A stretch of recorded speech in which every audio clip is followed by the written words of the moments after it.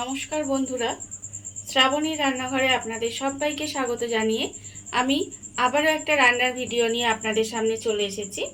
আজকের আমি আপনাদের আলু এবং পাউরুটি দিয়ে একটা অসাধারণ রেসিপি বানিয়ে দেখাবো। আশা করি আপনাদের ভালো লাগবে। তার জন্য কিন্তু আমার পুরো ভিডিওটা আপনাদের দেখতে হবে।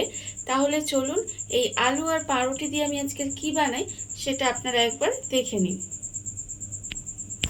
রান্নাটা করার জন্য প্রথমে আমি এখানে আলু নিয়ে নিয়েছি। দুটো আলু আমি এখানে সেদ্ধ করে রেখেছি। এইবারে আমি আলুটাকে প্রথমে গ্রেট করে নেব। এরকম একটা ছোট গ্রেটার নিয়ে নিয়েছি। সেই গ্রেটারের সাহায্যে আলুটাকে গ্রেট করে নিতে হবে।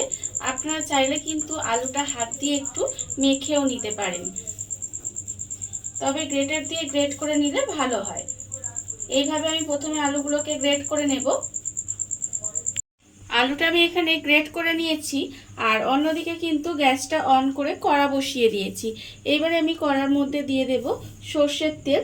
এখানে আমি প্রায় 2 চামচের মতো সর্ষের তেল দিলাম। এবারে তেলটা একটু গরম হতে দেব। তেলটা আমার এখানে গরম হয়ে গেছে। প্রথমে আমি তেলের মধ্যে দিয়ে দেব পেঁয়াজ কুচি।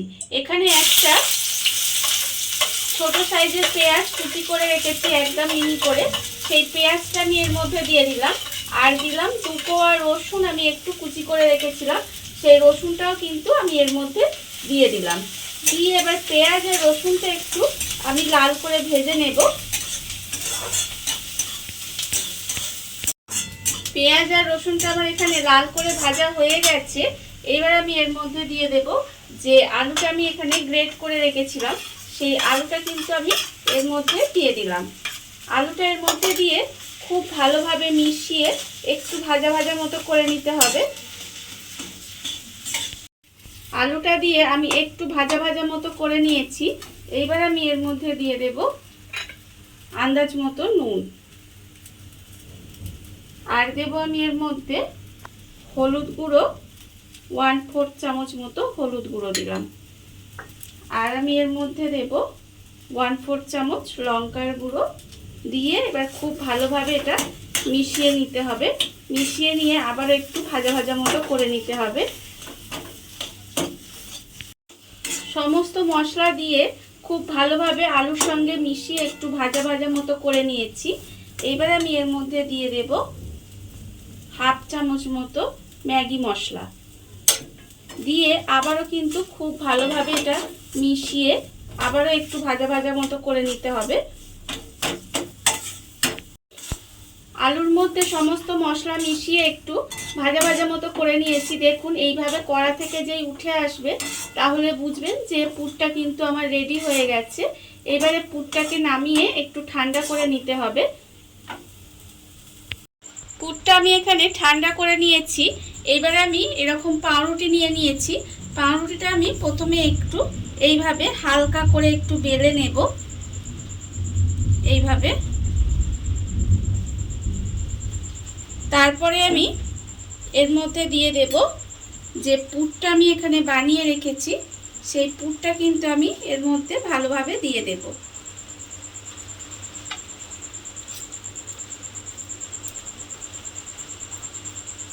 পাউরুটির ওপরে পুরটা আমি ভালোভাবে দিয়ে দিয়েছি। এইবারে আমি এর ওপর থেকে একটু ডিম দিয়ে দেব। এইভাবে গ্রেট করে ডিমটা দিতে হবে। দেখুন সুন্দরভাবে, দেখতেও সুন্দর লাগবে। এইভাবে দিয়ে দিলাম ডিমটা। এবার আমি এর ওপর থেকে দিয়ে দেব অল্প একটু গোলমরিচের গুঁড়ো, আর তার উপরে আমি দিয়ে দেব আর একটা পাউরুটি। এইভাবে দিয়ে দিলাম। ওপর থেকে পাউরুটিটা ভালোভাবে দিয়ে দিয়েছি। এইবারে একটা ছুরির সাহায্যে এইভাবে সাইডগুলো একটু কেটে নেব। দেখুন সাইডগুলো এইভাবে একটু কেটে দেব। আমি পাউরুটির চারধারটা দেখুন সমান করে ভালোভাবে কেটে নিয়েছি। আমার কিন্তু এটা রেডি হয়ে গেছে। এবারে আমি এটা রেখে দেব। আর আবারও কিন্তু আর একটা আমি বানিয়ে নেব। ঠিক একইভাবে কিন্তু সমস্তগুলো আমাকে বানিয়ে নিতে হবে। পাউরুটিগুলো আমি এখানে রেডি করে নিয়েছি। আর অন্যদিকে কিন্তু গ্যাসটা অন করে একটা চাটু বসিয়ে দিয়েছি। আর তার মধ্যে কিন্তু আমি দিয়ে দিয়েছি বাটার। বাটারটা আমার একটু গরম করে নিয়েছি, গরম হয়ে গেছে। এইবারে আমি এর মধ্যে পাউরুটিগুলো দিয়ে দেব। পাউরুটিগুলো দিয়ে আমি কিন্তু এইভাবে একটু এপিট ওপিট করে সেঁকে নেব। দেখুন, এইভাবে একটু এপিট ওপিট করে সেঁকে নিতে হবে। পাউরুটিগুলো আমি এপিট ওপিট করে ভালোভাবে সেঁকে নিয়েছি। এইবার আমি এগুলোকে তুলে রেখে দেব। আর আবারও কিন্তু আমি এর মধ্যে অল্প একটু বাটার দিয়ে দেব। বাটার দিয়ে আবারও কিন্তু অন্যটা ভালোভাবে সেঁকে নিতে হবে। এইভাবে কিন্তু আমি প্রত্যেকটা বানিয়ে নেব। রান্নাটা আমার এখানে রেডি হয়ে গেছে। এইবারে আমি এগুলোর মাঝখান থেকে এইভাবে ছুরি দিয়ে একটু কেটে দেব। কেটে দিলে কি হবে, দেখতে সুন্দর লাগবে, সেই জন্য এটা একটু এইভাবে কেটে দিতে হবে। দেখুন, দেখতে কিন্তু কত সুন্দর লাগছে। আবারও কিন্তু আমি এটা কেটে দেব।